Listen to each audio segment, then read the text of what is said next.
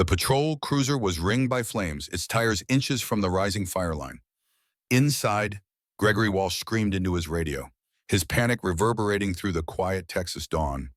I stood on the ridge with my arms crossed, silhouetted against the smoke, the scent of scorched mesquite wrapping around me like an old war drum. It should have felt like revenge, but it felt like reckoning. Because this wasn't just a fire. It was the last breath of a system that had pushed too far and burned one family too many. That morning before the blaze kissed steel, I remembered something my grandfather once said. Every man has a fire line. Cross it, and you don't get a warning. You get a lesson. I didn't plan on coming back. Not to the ranch, not to Texas, and definitely not to the legacy that lived in the bones of the Red Earth.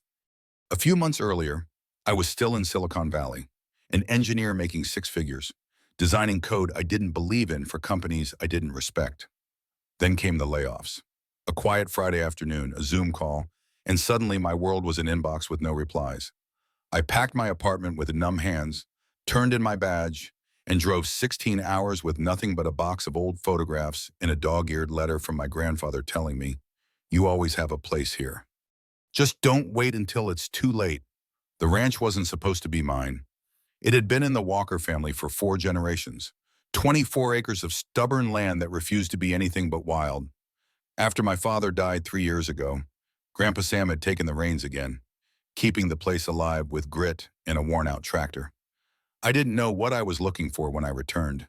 Maybe dignity, maybe purpose, but mostly I wanted to feel the ground under my feet again, something real, something unshakable. At 78, Grandpa Sam was still every bit the fireman he'd been in his prime, stoic, sharp-eyed, and able to call out a liar just by the twitch of their left cheek. When I arrived, he didn't say welcome. He just handed me a pair of work gloves and pointed to a broken fence. "Barbed wire don't string itself," he said, and that was the closest thing to a hug I was going to get. The first weeks were hard. My hands blistered fast. My back screamed from labor I hadn't done since high school, and the Texas sun felt like judgment. But something shifted. I started to sleep better. I ate with hunger instead of habit. And when I watched the sunrise stretch over the ridge, I stopped checking LinkedIn. Then the letters came. They started off civil. If you squinted past the arrogance, a formal envelope with a gold embossed seal, Evergreen Estates Homeowners Association, the kind of name that sounds like it belongs on a bottle of overpriced wine.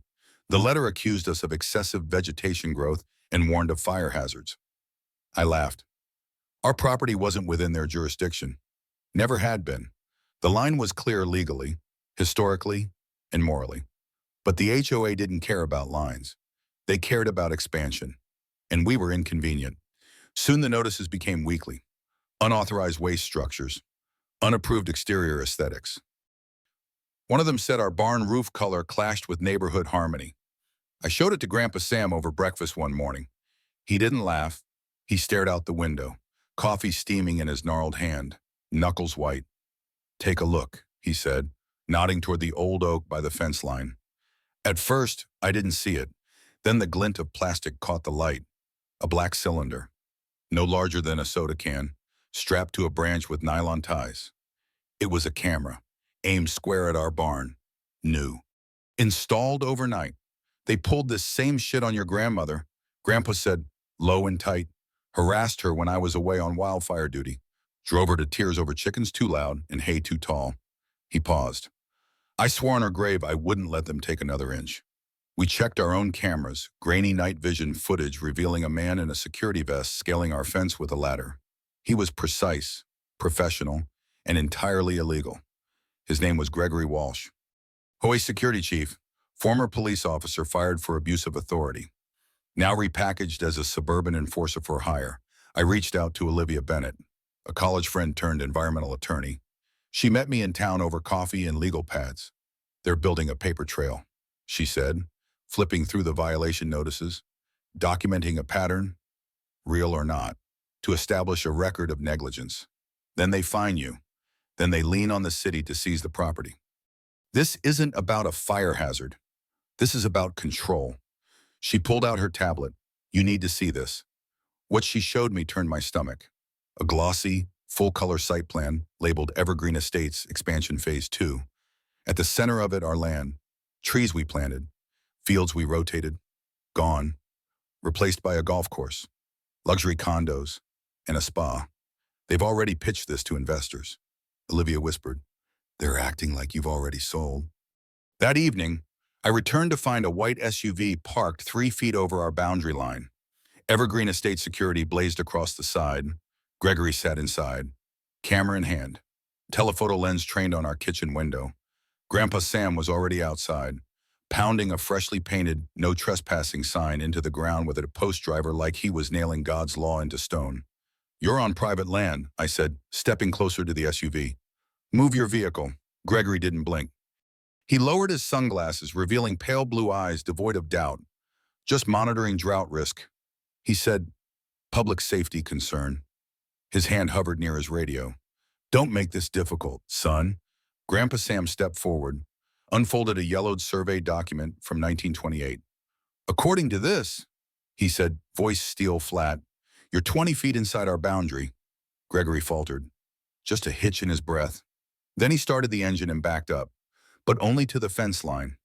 He didn't leave. He never did. As the SUV disappeared down the road, a neighbor emerged from her porch, Dorothy Thompson, retired school teacher with a spine made of principle. "They've got the council in their pocket," she said, her voice barely a whisper. "They fined me for my roof color last week. I didn't even paint it." That night, Ranger, our shepherd mix, went wild, barking, growling, tail stiff. I ran to the barn and caught a glimpse of a figure slinking away through the trees. Another camera, this one near the tool shed. Gregory again. Same gloves, same ladder. But this time I saw the wire trailing from the device. Not just surveillance, it was a bug. Grandpa Sam didn't raise his voice. He didn't curse. He just walked to a locked drawer, pulled out an old leather-bound journal, and laid it flat on the table. "Your grandmother knew this day would come again," he said, and she wrote down how to fight it. Inside were decades of hand-sketched maps, legal notes, and testimonies, and one line written in a tight, looping script. "Fire reveals everything. What are you planning?" "Grandpa," I asked. He looked at me and smiled. The kind of smile that means someone already knows how this story ends. "First thing they teach you as a firefighter," he said, "you don't wait for fire to find you. You light your own and you control it." The morning after Grandpa opened that old journal, something shifted in the air. It wasn't just the wind carrying mesquite and cedar dust through the pasture. It was tension, invisible, but thick, like the pause before a match strikes. Grandpa spent most of the day pacing the edge of our property, a folded map in one hand, a measuring wheel in the other, retracing boundary lines like a man preparing for siege. He wasn't talking much, just muttering about easements and ancient property codes. I stayed close, not because I knew what to do, but because it felt like the kind of silence you didn't interrupt. Late that afternoon, he called a friend, a quiet, clipped conversation. The name Frank came up again. I remembered him vaguely, an old friend of Grandpa's from his days on the fire crew. Retired cop, a man who knew the right people and the wrong ones too, as Grandpa used to say. Meanwhile, I headed into town to meet Olivia again, this time in her cramped office above a bakery. She looked more exhausted than before, her desk buried under stacks of paperwork and zoning maps. She greeted me without a smile, handed me a folder, and said, "You need to see this." Inside were emails and city planning documents she'd pulled using open records laws. They showed something we hadn't anticipated. Evergreen Estates had quietly petitioned the city council to propose a reclassification of our property from agricultural to commercial buffer zone under the guise of environmental risk containment. On paper, it sounded benign. In practice, it was a ticking time bomb. If passed, the change would subject us to an entirely new set of regulations, including open access for inspection, infrastructure reviews, and worst of all, eminent domain. "They're not just trying to make you fold," Olivia said, her voice low. "They're trying to make it look like you never had a choice." I didn't respond. I just stared at the final document. She handed me a draft of a promotional brochure from Ridgeview Luxury Developments. It showed a future version of the land with glass front shops, artificial ponds, and winding trails right where our cattle stood grazing. The document included investment figures, projected returns, and anticipated acquisition dates. It was dated 3 months ago. Back at the ranch, Grandpa was in the barn with Frank. I found them surrounded by old aerial photos, surveying equipment, and what looked like a portable server case. Frank greeted me with a nod, his badge still hanging from an old lanyard around his neck. Your grandfather's got half this county's land records memorized. He said, I'm just here to verify what he already knows. They showed me a series of infrared maps and soil surveys, some of which were created during fire risk assessments back when Grandpa was still in active service. Buried in those documents was a clause that could change everything. Back in the 80s, the county had designated our land as a high-risk fire zone. But instead of penalizing it, they granted certain rights preemptive mitigation measures, controlled burns, and full exemption from residential ordinances. The permit was still valid, renewed automatically every decade. The HOA and City Council had either missed it or ignored it. That piece of paper didn't just protect us, it empowered us. We knew Gregory would be back, and he was. But this time he brought a friend, a thin, bald man, in a collared shirt and khaki slacks with a laminated badge clipped to his belt. They parked near our northern gate, well inside our property line, and began walking around with a tablet and camera. When I approached, the bald man introduced himself as Inspector Gage from the Ridgeview Environmental Oversight Committee. I asked for identification. He flashed a badge that looked homemade, then changed the subject. We're here to assess drought response compliance, he said flatly. I pointed out that his committee didn't exist under any official county or state designation. He shrugged. We're contracted. That's when Grandpa stepped out of the barn, holding a small, handheld radio. Contracted or not, he said, you're trespassing. Gage tried to argue, citing newly passed local ordinances, but Frank appeared behind him, badge glinting under the sunlight. You can explain that to the sheriff, he said. Gage backed off, mumbling something about returning with proper clearance. As they drove off, Grandpa turned to me. They're probing, looking for cracks. We either let them break through, or we reinforce every damn inch. He handed me a small, laminated map from his journal. Tomorrow, we start clearing the east perimeter. If they want to play fire games, we'll show them how fire really works. The next day began before sunrise. Frank brought over equipment, drip torches, thermal sensors, water tanks, protective gear, and helped set up along our eastern boundary, right near the spot Gregory liked to park his SUV. Olivia arrived too, clutching a clipboard filled with regulations, burn schedules, and legal declarations. She was our firewall on paper, ensuring every move was bulletproof. Grandpa spent most of the day plotting the controlled burn zone, carefully calculating wind speeds and moisture levels. He walked every line himself, planted every stake, drew every arrow by hand. Mid-afternoon, as we took a short break, Frank showed us footage he'd pulled from our new cameras. Gregory had been patrolling almost nightly, and in one clip, he flicked a lit cigarette out his window. The ember landed near the dry brush we'd since cleared. That's enough to press charges, Frank said. Reckless endangerment at minimum. But Grandpa shook his head. No, let's keep that in our back pocket. He's too bold when he thinks no one's watching. That evening, a storm rolled in, not rain, just thunder and dry lightning. We watched the sky crackle above the hills, tension swirling in the wind. Inside the house, I sat across from Grandpa as he pored over the burn permit again, checking every clause, every signature. You ever wonder why your grandmother kept this place going even when everyone else sold out, he asked. I nodded. She always said land remembers who stands on it. Grandpa smiled, then tapped the edge of the map. She also said fire doesn't lie.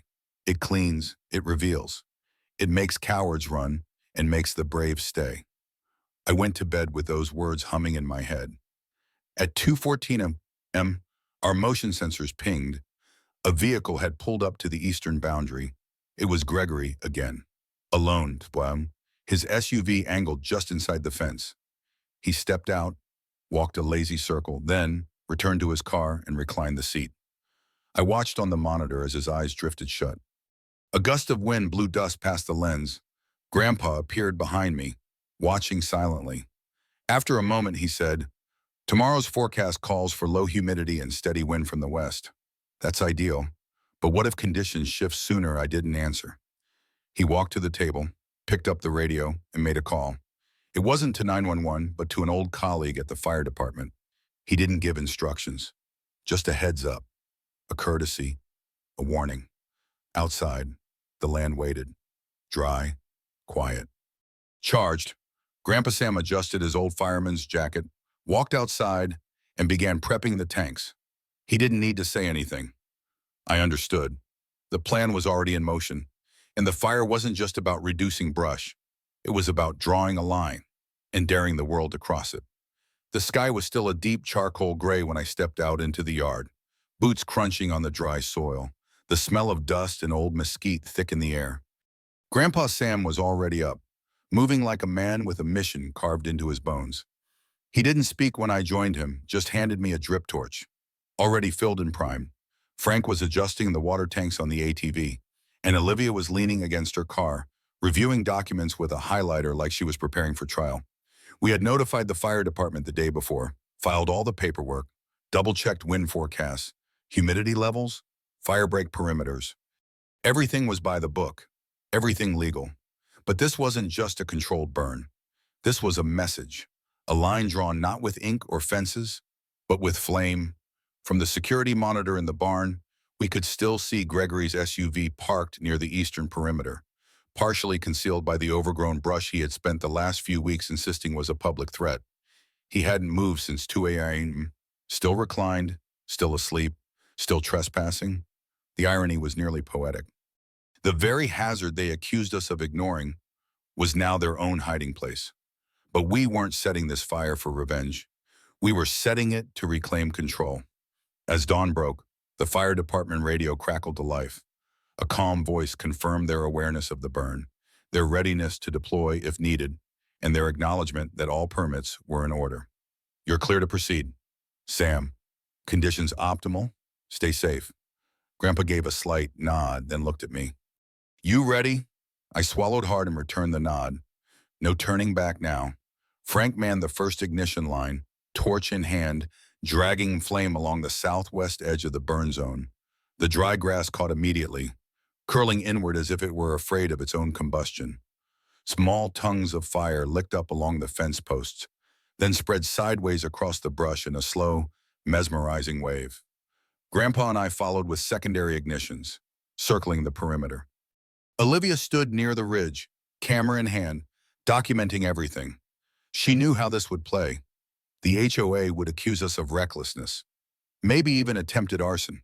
But the footage would tell a different story, one of precision, control, and lawful management. We left a wide exit path clear, unobstructed directly east toward the public road. The message was clear. Leave now or stay and face the consequences of your own trespassing.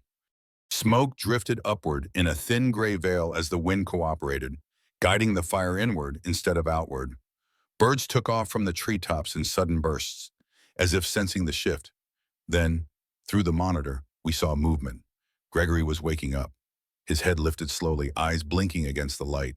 Then confusion, then panic. He fumbled for his phone, nearly dropped it, then jerked upright in the seat, looking around wildly. From our position, near the fire break, we could hear the faint sound of his SUV's door opening. A string of curses carried faintly on the wind. He stumbled out, disoriented, stumbling in circles as he tried to orient himself in the middle of a now burning perimeter. The fire was still low, still controlled, still at least 10 feet from his vehicle in every direction. But perception is a funny thing when you're surrounded by flame. Gregory shouted something, unintelligible at this distance, then raised his phone and began calling someone. Olivia zoomed in with her camera lens. He's dialing 911, she said. Let's make sure they hear both sides. Minutes later, just as the sun began cresting the horizon in a blaze of golden smoke, a fire engine appeared down the road, lights flashing but sirens silent. They knew the situation. They were here to observe, not intervene. 2 firefighters approached us, calm, professional. Morning, Sam. Just need to check your documentation. Grandpa handed them the clipboard Olivia had prepared. As they flipped through the permits and maps, I kept an eye on Gregory. He had backed his vehicle slightly toward the road but was still within our property line. Then, as if on cue, A black SUV came barreling down the road and skidded to a halt behind the fire truck. Gwendolyn Prescott stepped out, heels crunching on gravel, silver hair pulled back tight, her face set in that same smug, stretched smile that made your skin crawl. "What the hell is going on here?" she shouted, storming toward us. "You've surrounded a man with fire. This is attempted murder." Frank stepped forward before anyone else could react. "Actually, he's trespassing, and this is a legal controlled burn. All proper authorities were notified." Gwendolyn turned on the firefighters. "You're just gonna let this happen. That man is in danger." One of the firefighters looked up from the documents. "Ma'am, everything here is in order. The fire is controlled, the perimeter is safe, and there's a clear exit path. If your associate is in distress, perhaps he should have remained on public property."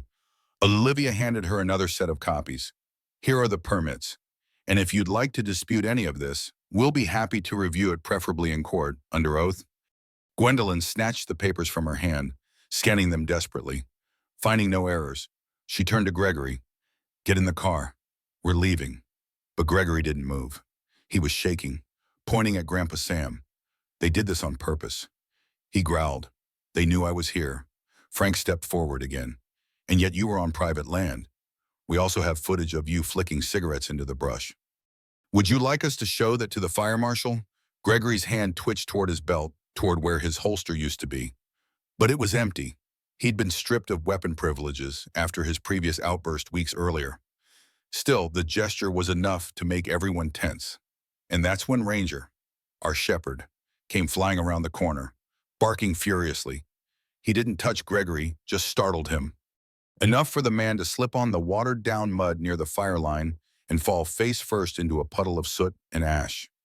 His phone clattered across the ground, landing near Frank, who picked it up and pocketed it with a nod. Gwendolyn's face turned crimson. "You will regret this," she hissed. "You've embarrassed me. You've endangered my employee. I have friends in the state capitol. This won't end here." Grandpa Sam, soot-streaked and calm as ever, stepped forward and said something I'll never forget. "Fire doesn't care who your friends are, sweetheart. It just burns away what doesn't belong." Gwendolyn stared at him, speechless for once, then turned on her heel and stormed back to her vehicle. The firefighters gave us one last nod of approval before packing up and leaving, having seen all they needed. The fire was nearly done by then, just smoldering embers and blackened brush where once Gregory had parked with impunity. Olivia turned to me and exhaled. "We just turned the tide." I looked at Grandpa Sam. He didn't smile. He didn't celebrate. He just nodded. "One line reclaimed," he said. "Now we wait for the next." But the fire did more than burn brush. It burned away illusions. Word spread quickly. Videos taken by residents circulated on social media, clips of Gregory flailing in mud, of the fire line flickering like a controlled heartbeat around his SUV. Some people laughed. Others were shocked. But almost everyone started asking the same question: why was a security officer sleeping on someone else's land in the first place? The narrative shifted. And Gwendolyn, for the first time, lost control of the story. As smoke rose into the morning sky, it didn't just carry the smell of mesquite and burnt cedar. It carried a warning. This land remembers its keepers, and fire answers only to those who know how to speak its name. In the days that followed the burn, something in the air shifted, not just the smell of charred grass or the lingering scent of smoke embedded in our clothes, but the energy itself, like the ranch had finally exhaled after holding its breath for too long. The fire hadn't just cleared the underbrush. It had cracked the story open. By noon the next day, 3 different local news outlets had run segments on what they were now calling the Fireline Standoff. Footage had made it online: Gregory stumbling through smoke, his fall into the mud, the fire truck calmly overseeing a legal burn. What had once been a private harassment campaign suddenly became public theater, and the HOA was on the defensive. But public sentiment wasn't the only thing that had shifted. The burn had forced Gwendolyn and her allies to pivot. They couldn't portray us as negligent landowners anymore, not with the fire department praising our burn management. So they changed tactics. Olivia received a call from a contact in the county clerk's office. A fast-tracked motion had been filed by the city council, a proposal to annex our ranch into the city limits under emergency fire safety jurisdiction. On paper, It meant they'd be able to enforce city codes, zoning restrictions, and potentially invoke eminent domain. But it wasn't just a legal maneuver. It was a chess move meant to box us in. If the motion passed, the HOA's reach would become city law, and everything we'd built would be under their control. Grandpa took the news like he took everything with silence first, then slow, deliberate action. He pulled down the old metal lockbox from the shelf in the storage room, the one that hadn't been touched since my grandmother passed. Inside was her journal, maps, and something I hadn't seen before, a notarized affidavit, signed by a land surveyor, dated 1974, reaffirming our original boundaries using pre-annexation landmarks. Later that night, while we studied those maps at the kitchen table, Frank burst through the door, winded and furious. "They're playing dirty," he said, slamming down a stack of documents. "I just intercepted a memo. Ridgeviews hired a so-called independent assessment company to declare your property a persistent hazard zone. According to the documents, this would force a mandatory city safety review led by the same people who were pushing for the annexation." Olivia scanned the names and raised an eyebrow. "This firm is owned by William Thornton's brother-in-law," she muttered. "It's a complete conflict of interest." Grandpa looked at me with a knowing stare. "Time to use your grandmother's arrow." He was talking about a map she had drawn by hand, hidden in the back of her journal. It showed a boundary line that was different from what the HOA and Ridgeview had claimed for years. According to her notations, based on original 1920s land surveys, a portion of the Evergreen Estates, specifically 5 acres including their clubhouse, was actually built on our property. The developers had relied on incorrect modern measurements, never checking the historical markers. She'd never pursued it, Grandpa explained, because she didn't want to hurt the neighbors who lived there. But that grace had expired. Now it was leverage.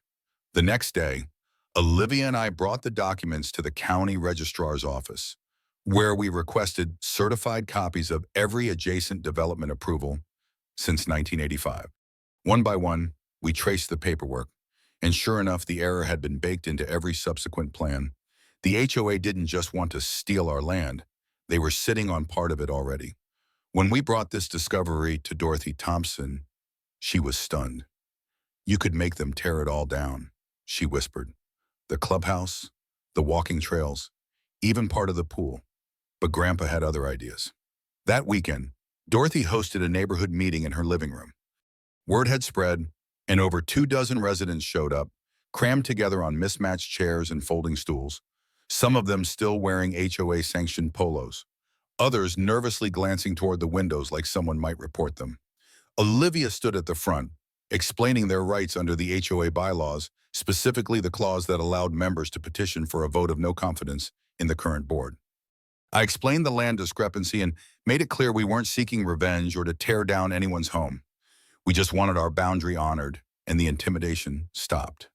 A murmur of support began to grow.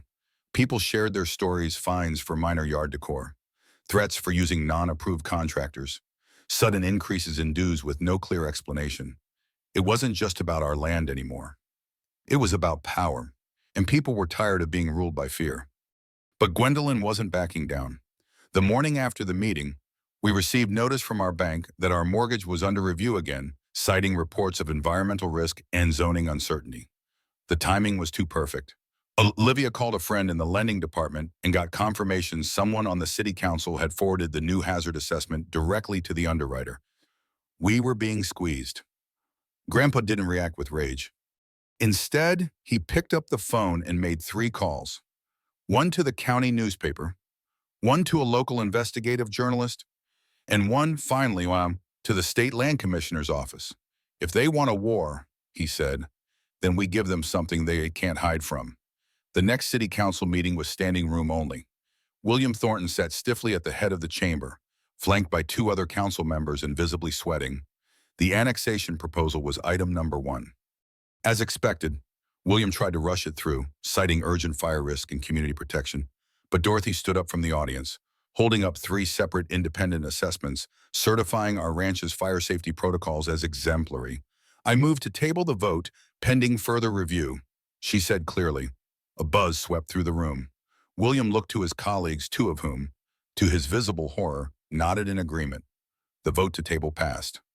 Before the council could move on, Grandpa Sam stood, lifting a rolled-up survey map and placing it gently on the speaker's podium. "There's another matter," he said, "one that this council has conveniently overlooked." As he unrolled the map, Olivia passed out copies of the certified boundary documents in the surveyor's affidavit from 1974. "These records show," Grandpa continued, "that 5 acres of what is now Evergreen Estates, including your HOA clubhouse, were built on our property. Without permission, without compensation, without legal title." William slammed his gavel, but the noise barely registered over the rising gasps and murmurs. Then the journalist from the county paper stood up and spoke. "Councilman Thornton, would you care to comment on the conflict of interest between your vote for annexation and your personal financial ties to Ridgeview Luxury Developments?" The room exploded. Questions fired from every direction.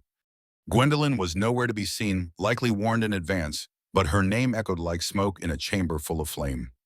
William tried to adjourn, but a motion from the floor forced another vote. The annexation was suspended indefinitely pending investigation. As we left the building, Grandpa paused at the door and turned back. "Fire clears the path," he said quietly, "but the truth is what keeps it open." Back at the ranch that night, we sat around the kitchen table under the soft glow of the old lamp, our copies of the maps spread out like treasure. Olivia smiled, exhausted but victorious. "They'll retaliate," she warned. "Gwendolyn doesn't take losses well." Grandpa only nodded. "Let her come," he said. "She's already standing on borrowed ground." Outside, Ranger barked once sharp and clear, not alarmed, but aware. The stars hung heavy over the hills, and for the first time in months, I felt something I hadn't known I missed. Stillness. Not the kind that comes from silence, but the kind that rises when justice begins to catch up to power. The fire had burned, the lines were drawn, and for once we weren't the ones retreating. 2 days after the council meeting imploded, the Evergreen Estates HOA clubhouse stood quiet for the first time in years. No security vehicles idled outside. No drones buzzed overhead, and no one came knocking at our gate with another phony citation. But peace wasn't victory. Not yet. Gwendolyn Prescott had gone dark. But silence wasn't surrender, it was strategy. Olivia warned us she'd reappear with a new angle, probably using legal back channels or money trails we hadn't uncovered yet. We needed to act before she regrouped. Grandpa Sam spent the next morning writing letters, real letters, handwritten, folded into envelopes and driven to the post office himself. They went out to every local landowner we knew, state representatives, retired fire chiefs, journalists, and ranchers from as far out as Del Rio. He called it lighting fires in the dark. His strategy wasn't about making noise, it was about making it impossible for Gwendolyn to operate in the shadows. Meanwhile, Frank continued to dig into Gregory's activities. He uncovered a string of impersonation incidents. Gregory had been posing as a city official to harass delivery drivers, construction crews, even a vet tech who was scheduled to check on one of our mares. Frank passed the file to the sheriff's office, and within 48 hours, a warrant was issued for Gregory's arrest on charges of impersonating an officer and reckless endangerment. They picked him up quietly at a gym in town. No theatrics, no headlines, just a quiet extraction of the muscle behind Gwendolyn's machine. But the bigger blow came from the press, the county paper. Working closely with the journalist Grandpa had tipped off, ran a front-page expose, Conflict and Control, the hidden agenda behind Evergreen Estates. It revealed everything: William Thornton's undisclosed financial ties to Ridgeview Luxury Developments, Gwendolyn's real estate fraud allegations from her previous residency, the pre-sold golf club memberships built on land she didn't own, and emails coordinating fake environmental reports to justify city annexation. It was a wildfire in print. Within 24 hours, state ethics investigators were en route. William resigned from the city council the same afternoon. By the next day, his home had a for sale sign out front. Gwendolyn, however, didn't run. She fought. She organized an emergency HOA meeting, claiming the reports were false, biased, and politically motivated. She painted us as radicals, destabilizers of a peaceful community. But this time, the crowd wasn't with her. As she stood at the podium, surrounded by familiar faces that once hung on her every word, a group entered through the back doors, Dorothy Thompson leading them, with Olivia at her side and Grandpa Sam close behind. Dorothy held up a petition signed by over 60% of HOA members, calling for an immediate vote of no confidence. Gwendolyn tried to dismiss it, calling the petition invalid, but Olivia calmly cited the exact bylaw that allowed the vote to proceed. Someone called for a show of hands. The room, packed to the walls, slowly raised arm after arm. Even some of Gwendolyn's staunchest allies hesitated before giving in to the inevitable. When the final count was tallied, the motion passed. Gwendolyn was removed from the board. Dorothy was named interim president until a formal election could be held. Gwendolyn didn't yell. She didn't cry. She simply stared at us, that same venomous smile twitching at the corner of her lips. "You think this is over," she whispered as she left the podium. "I built this community. You can't survive without me." Grandpa didn't flinch. Communities don't need rulers. They need caretakers. Outside, as residents lingered in the parking lot, talking in clusters, a quiet shift was happening. People who had never spoken to one another were comparing stories, trading numbers, and making plans. They were reclaiming something: autonomy, dignity, perhaps even neighborliness. One man approached me, someone I'd never met. He introduced himself as Mark, a resident who had been fined over $1,200 in the last year for non-regulation holiday decor. "I never thought to fight back," he said. "Until you did." That same night, Grandpa called a meeting of our own.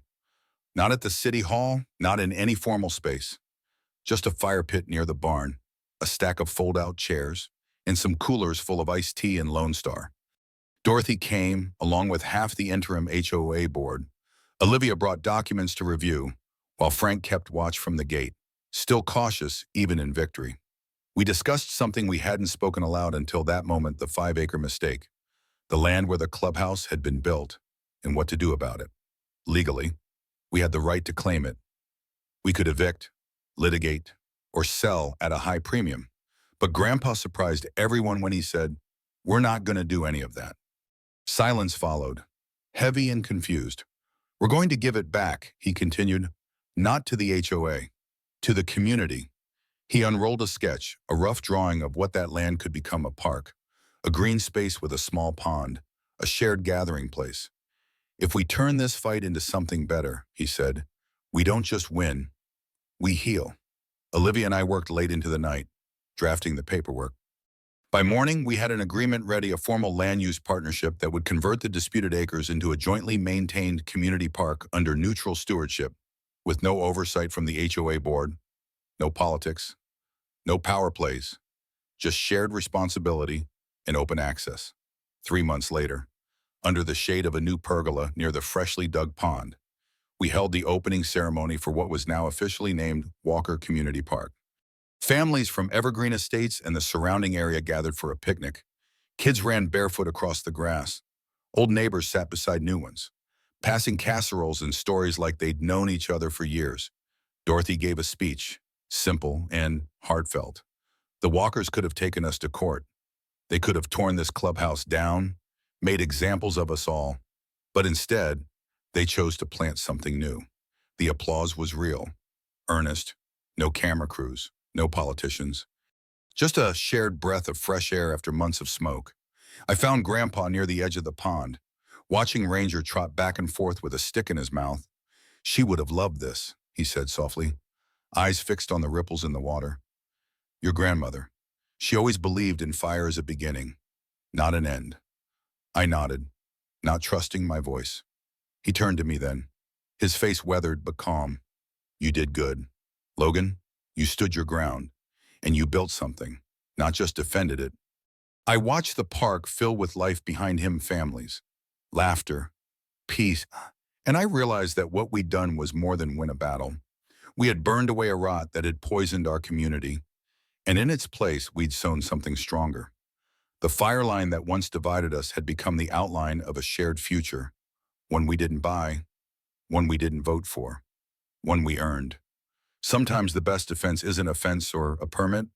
Sometimes it's the quiet conviction that you belong, that your roots matter.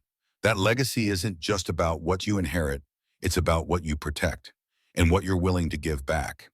As the sun dipped behind the hills and the sky lit up in the same orange that once surrounded Gregory's cruiser, I stood beside my grandfather and understood what it meant to finish a story the right way, not with revenge, not with conquest, but with a spark of something lasting, something ours, something free.